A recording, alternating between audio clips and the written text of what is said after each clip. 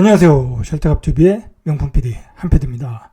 자, 오늘 이 시간은 전국 상승률 1위 천지개벽하고 있는 시흥 주택시장 분위기.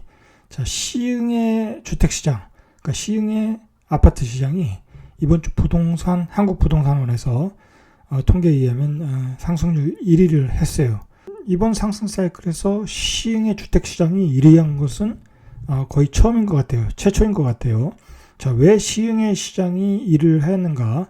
그 이유를 한번 이 시흥 전문가인 제가 한번 풀어보겠습니다. 자, 시흥은 광명 시흥 신도시가 나오면서 그게 재료빨이 되면서 이제 올라갔고, 자, 안산은 GTX 호재로 올라간 거예요. 경기도와 인천 아파트값이 대체적으로 지금 오름폭이 확대되고 있습니다. 서울의 집값이 급등을 하면서 이제 중저가 저택으로 확대되면서 매수세가 전세값이 또 그 당시에 급등을 했으니까 제일 먼저 오른 게 김포였고, 자, 그 다음에 일산이었고, 자, 그 다음에 이제 양주, 남양주였죠. 자, 그 다음에 이제 시흥으로 온 거예요. 이렇게 이제 자꾸 수도권 외곽으로 확산되고 있다. 자, 그 타임에 이제 광명 시흥 신도시 이야기가 나왔고, 안산에서는 그 GTX C 상록수역 호재가 나왔던 거죠. 자, 그러면서 이제 안산 시흥이 올랐고, 인천은 상대적으로 저평가되었다고 해서 오름폭이 최근에 확대가 된 거예요. 자, 경기도 외곽으로 이렇게 확산이 되고 있는데, 경기도가 0.38, 자, 인천이 전주가 0.36에서 0.46으로 상승했어요. 인천이 많이 상승했네요. 자, 이렇게 서울 집값이 큰 폭으로 오른 만큼 수도권 중저가 아파트를 중심으로 갭매우기를 하고 있다고 보시면 되겠습니다. 그러면 시흥은 얼마나 올랐냐? 자, 시흥이 이번 주에 1.09%가 상승했다고 그래요. 제 통계 집계 이래 가장 높은 매매가 상승률을 기록했어요. 자, 안산도 이번 주에 0.92, 한국부동산원에서 통계에 의하면 역대 최고를 기록했다고 그래요. 자, 시흥이 1.09, 이게 역대 최고예요, 지금. 자, 또 한 곳이 많이 오르고 있어요. 자, 의왕도 0.89. 자, 그러니까 지금 시흥, 안산, 의왕이 제일 많이 오르고 있다. 서남부축이 이제 경부축에서 서남부축이 이렇게 많이 오르고 있다. 자, 이것은 광명 시흥 신도시의 영향과 그 다음에 GTX C 노선에 대한 그 호재. 자, 의왕도 GTX C가 들어가냐 안 들어가냐 지금 이제 많이 이제 논의가 되고 있죠. 아직 확정된 건 아니지만, 자, 안산은 상록수역에서 회차를 한다. 자, 그게 이제 중앙역까지 또 끌어올 수 있다라는 이제 그 사업을 추진하고 있어요. 자, 그러니까 그러한 기대감이 매매가에 반영이 되고 있는 거예요. 자, 오늘의 이야기는 시흥이에요. 자, 시흥의 도약이에요. 왜 1.09 이렇게 큰 폭의 상승을 보여줬을까? 크게는 이제 두 가지로 봐야 돼요. 두 가지. 도시의 내적 성장, 외적 성장. 자, 이런 측면과 공급의 문제를 봐야 돼요. 자, 시흥은 올해 말 정도 되면 이제 물량이 거의 다 소화가 돼요. 그 물량이 다 소화가 되면 어떻게 되겠습니까? 전세 가격이 올라가겠죠? 자, 시흥의 전세 가격이 지금 많이 올라갔어요. 지금 100억 같은 경우도 84 기준으로 한 4억 되고, 은계도 84 기준으로 4억이 넘죠. 자, 전세 가격이 예전에 작년과 재작년에 비해서 거의 7, 80% 올라왔어요. 자, 그 정도로 전세 가격이 급등하고 있다. 그동안의 공급 물량이 거의 다 해소되고 있다. 자, 그게 연말이면 거의 마무리된다. 자, 그런 측면이 있고요. 그 다음에, 자, 시흥의 어떤 그 도시의 내적인 발전. 자, 그 중에 가장 중요한 게 뭐냐면 이 확장성이에요. 확장성. 자, 시흥이라는 도시는 말 그대로 허벌판이 있어요. 그 허벌판, 호저벌이라고 그러잖아요. 호저벌. 예전에 지금의 장현지구 그 주변에 그 염전도 있고 그렇지 않습니까? 자, 거기까지 이렇게 물이 들어왔다고 그래요. 자, 그래서 그게 정조 시대에 거기에 간척 사업을 해서, 간척 사업이 아니죠. 방조제 사업을 해서 그 땅을 뭐라고 하죠? 농지로 만들면서 그런 호저벌이 만들어졌다. 그런 얘기를 제가 읽은 적이 있어요. 자, 그만큼 그 허벌판이었던 땅이 이렇게 금싸락지 땅으로 변하고 이렇게 광명 시흥 신도시까지 들어오게 된 거예요. 택지지구가 이렇게 많이 만들어졌었죠. 군데군데 배곡, 목감, 은계, 장현 이렇게 개구리 널뛰기식으로 택지지구 중심으로 만들어졌는데, 자, 그렇게 되다 보니까 어떤 개발의 한계가 있죠. 아무래도 이렇게 중간에 여백이 많다 보면 도시와 도시가 붙어야 이렇게 인프라의 접근성도 좋고 시너지 효과가 생기는데, 자, 그런 점이 약했다. 자, 그런데 그런 도시의 확장성을 가지면서 도시가 급성장을 하게 됐다. 이 도시가, 시흥의 도시가 확장성을 갖는데 가장 크게 기여한 게 교통 인프라예요. 자, 그런데 지금 시흥에는 거의 뭐 육철 시대가 되었어요. 육철. 이 교통 인프라가 되면서 이게 바로 도시의 확장성을 강화시켜 주는데, 이제 거리가 확장이 되는 거예요. 쉽게 말해서 그런 철도가 들어오면서 여의도까지 30분. 자, 예를 들어서 GTX가 들어오면 또 강남까지 한 30분. 자, 그 다음에 강남 순환고속도로가 있잖아요. 자, 은계에서 강남 순환고속도로를 타면 막히지 않으면 강남까지 2, 30분이면 또 갈 수가 있어요. 자, 그런 그 교통 인프라에 의한 확장성. 자, 그게 시흥의 어떤 발전의 도약이 됐던 거예요.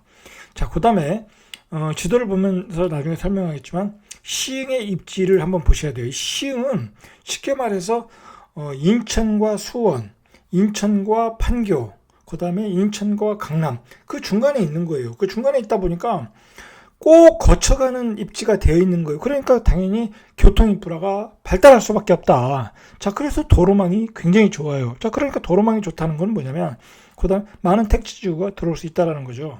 자, 그런 시흥. 자, 그 개구리 널뛰기 식으로 중간중간 택지지구가 만들어지는 시흥의 어떤 결정타가 된 거는 바로 이제 핵심 중심 도시 광명시흥 신도시가 들어온 거예요. 자, 이 광명시흥 신도시가 왜 결정적인 기여를 했냐? 자, 그건 제가 이제 지도를 보면서 설명해 드리겠습니다. 이쪽이 이제 인천이고, 이쪽 가운데가 시흥이고, 옆으로는 안산이고, 자, 옆으로는 안양. 자, 여기는 경부 측의 판교. 자, 그러니까 인천과 안양, 그리고 인천과 안산, 수원. 자, 이 가운데 있다 보니까 중간에 입지로서 이 교통망을 다 자연스럽게 이게 연결이 될 수밖에 없는, 교통 인프라가 만들어질 수밖에 없는 입지예요. 그러니까 어떤 그 중간에 입지로서 이 좋은 그 교통 도로 인프라를 계속 구축해 왔던 거죠.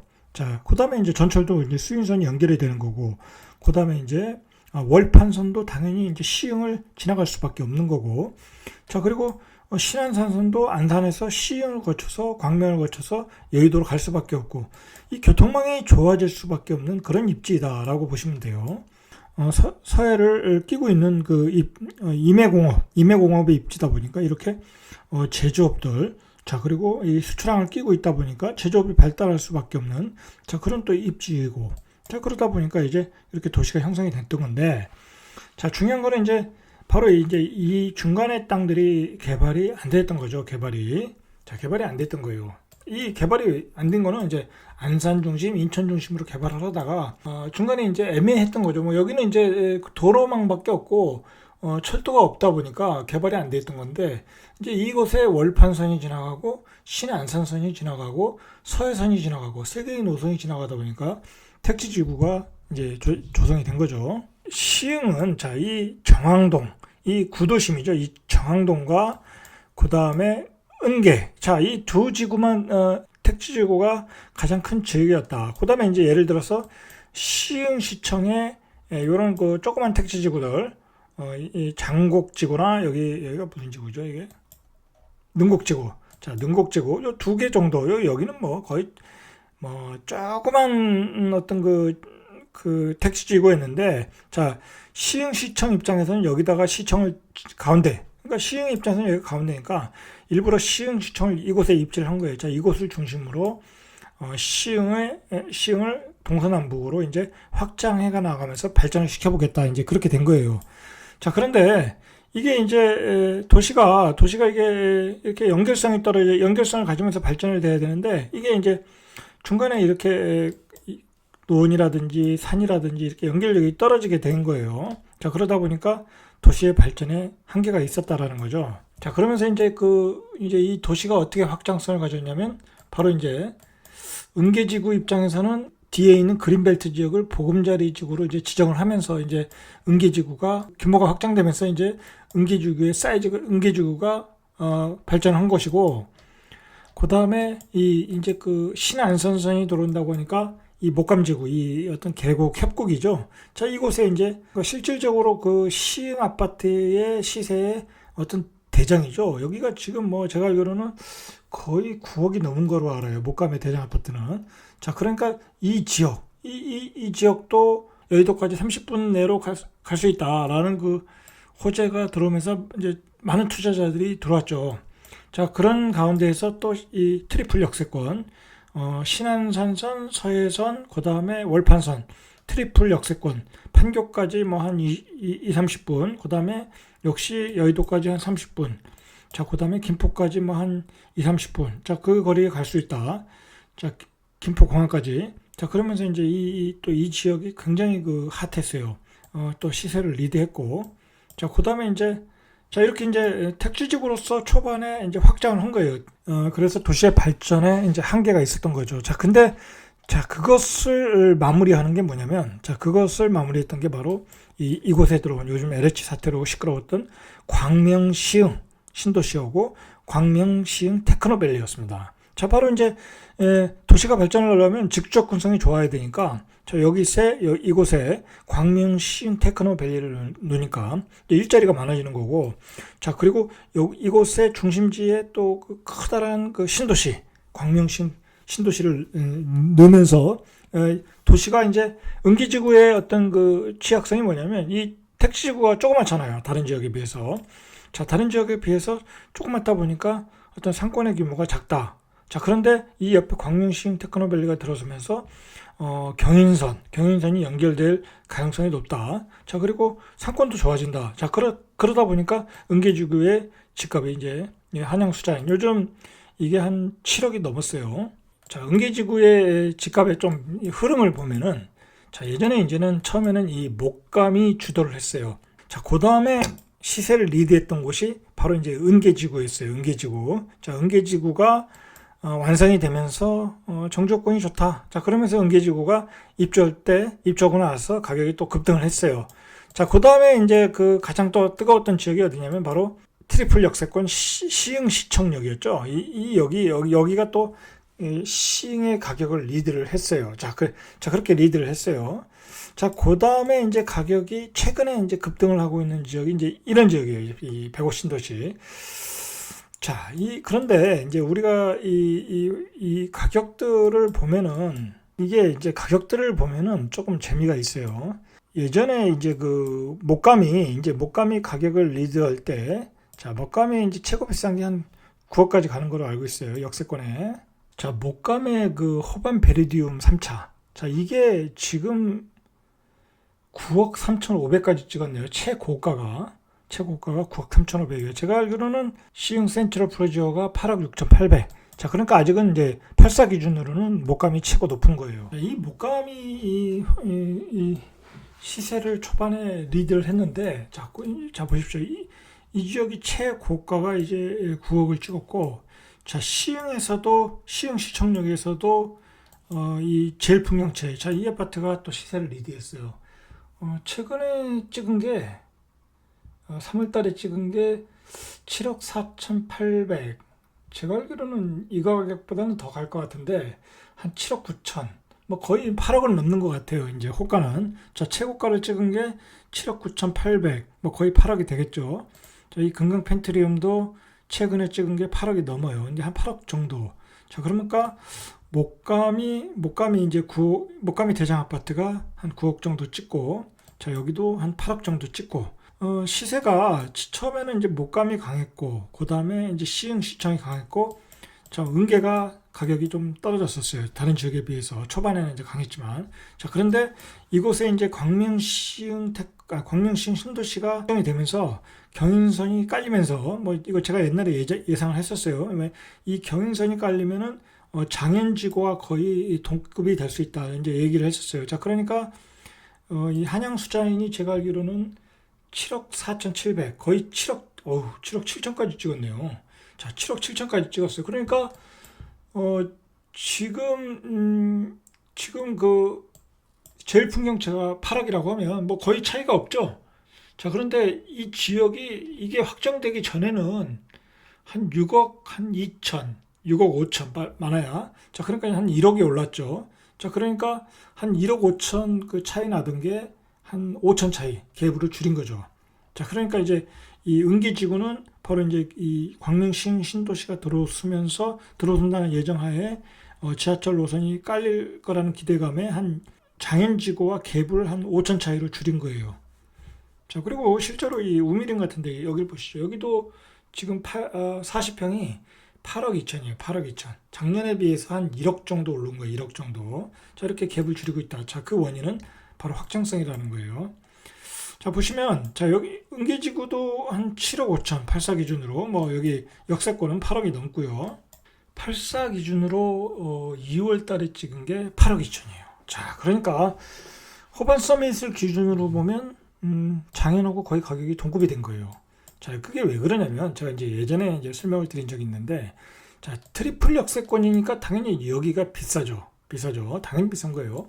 자, 그러나 은계는 이제 이 서해선이 있지만은 신안산선만 못하니까 이제 가격이 떨어졌던 건데, 자, 이게 이제 바로 이제 경인선이 이어지면 바로 서울의 접근성이 높아지니까 당연히 가격이 좋겠죠. 자, 그리고 거리상으로도 이 경인 2고속도로 또는 여기 강남 순환고속도로, 자, 이걸 타기가 좋아요. 이걸 통해서 강남의 접근성이 장현보다는 좀 더 빠르죠. 자, 그러니까 장현과 은계가 가격이 동급이 되어 간다는 거, 동급이 되어 간다고 보시면 되는 거예요. 그리고 아직까지는 정주 여건이 이 은계가 더 좋아요. 왜 그러냐면 장현은 여기 뭐 지금 만들어지는 도시이고, 자, 그리고 광명, 시흥, 신도시에도 은계가 더 가까워요. 자, 그리고 자, 은계의 장점은 뭐냐면 바로 이 옥길 주거가 가깝다는 거예요. 자, 옥길에 또 스타필드가 있잖아요. 스타필드 시티가 있잖아요. 자, 이제 그런 접근성이 좋다.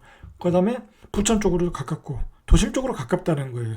자, 그런 점이 차이가 있는 거예요. 그런 점 때문에 지금 현재 은계와 장현은 가격이 거의 비슷해지고 있다. 자, 물론 이제 앞으로는 어떻게 될지 몰라요. 이게 트리플 역세권이 돼서 실제적으로 신안산선이 들어오면 또 이 지역이 또 강세를 띌 수는 있어요, 분명히.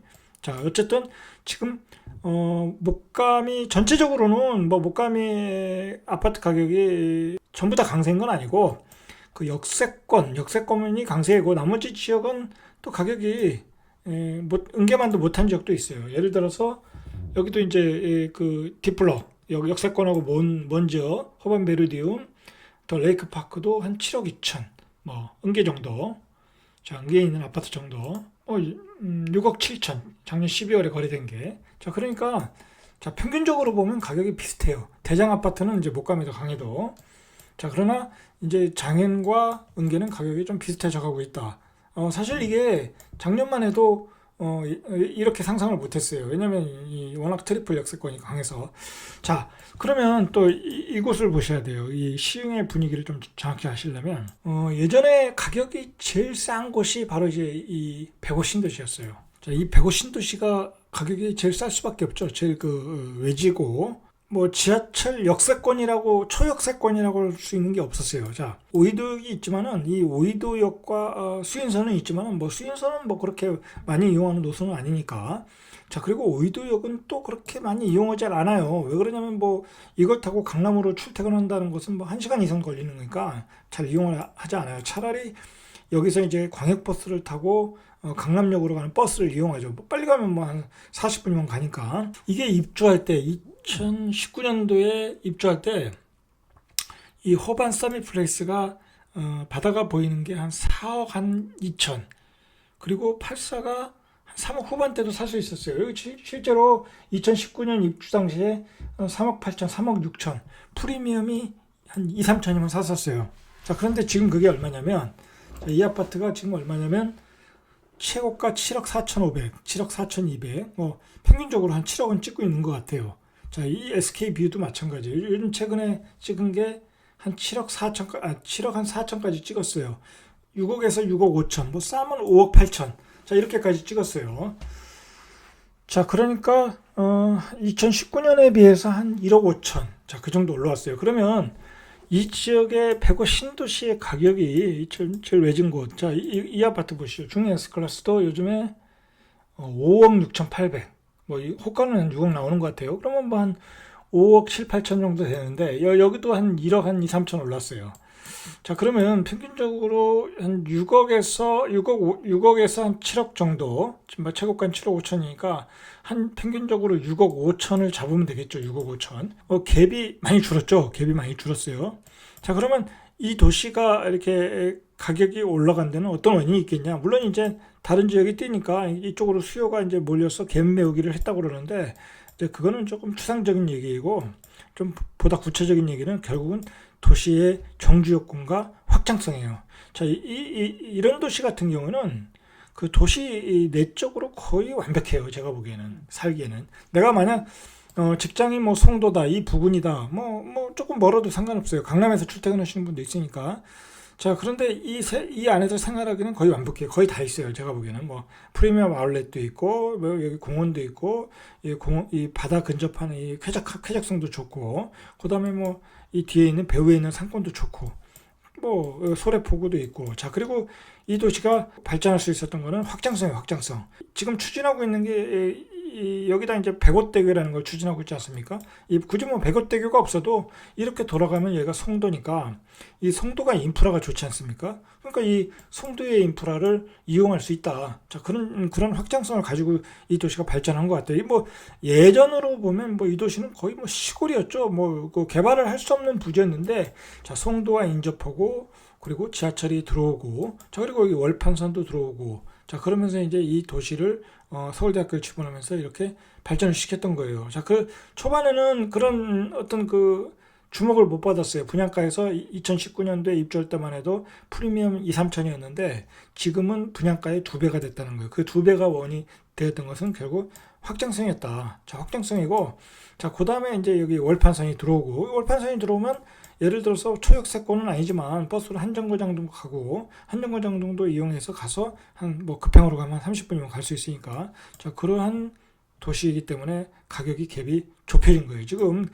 그러니까 시흥의 집값이 평균적으로 굉장히 높아졌어요. 자, 그리고 요즘 거래가 많이 되는 지역이 바로 이 백오 신도시와 은계지구예요. 은계지구. 저 은계지구는 광명, 시흥, 신도시 때문에 이제 거래가 좀 많이 되고 있고, 이제 상승률이 높은 거고, 자, 이곳은 이제 호재가 많은 거예요. 자, 월판산에 대한 호재, 그 다음에 뭐 송도로 연결하는 백오대교, 뭐 그 다음에 뭐 여기 서울대학교 병원, 그리고 워낙 정주 여건이 좋은 지역이고, 자, 그리고 뭐 이 시흥 자체에서 이 오이도역에 시흥시 자체에서 추진하는 거예요. 뭐 확정된 건 전혀 아니고, 자, 이제 신안산선이 그 GTX-C가 상록수역으로 들어오지 않습니까? GTX-C가. 자, GTX-C가 상록수역으로 들어오고, 안산에서 추진하는 게 중앙역까지는 안산시에서 뒤로 빼겠다라고 추진을 하고 있는 거예요. 자, 뭐 여기에 이제 조금 더 이제 철도 건설 구간이 좀 들어가야 되니까 그런 비용이 좀 필요한 것 같아요. 자, 그러면 중앙역까지 GTX-C가 들어오면 이걸 오이도역, 기존의 4호선 라인을 이용해서 오이도역까지 땡겨보자 해서 이제 그 주민들이 이제 많은 민원을 넣고 시흥시에서도 강력하게 추진을 하고 있어요. 확정된 건 아니고, 이제 예를 들어서 C를 추진하는 그 사업자가 이제 결정이 되면 그 사업자와 협상을 해서 사업성이 있다고 하면 이제 결정이 되는 거고, 사업성이 없다고 하면 이제 안 되는 거겠죠. 만약에 여기에 GTX-C가 확정이 된다. 자, 그런 이제 기대감으로 조금 오르는 것 같아요. 제가 보기에. 그래서 가격이 조금 올라가고 있는 것 같아요. 뭐 이건 뭐 확정된 건 아니니까 뭐 그걸 고려하시고 얘기를 들으셔야 될 것 같아요. 자, 그런 기대감으로 최근에 거래가 많이 됐고 많이 올라갔다. 자, 이렇게 보시면 시흥은 결국은 이제 확장성을 가지고 움직이고 있다. 그리고 그것의 중심은 역시 이 바로 광명, 시흥, 신도시였다라는 거예요. 그러니까 시흥의 도시의 입장에서는 이 광명, 시흥, 신도시가 만들어지는 게 좋은 거예요.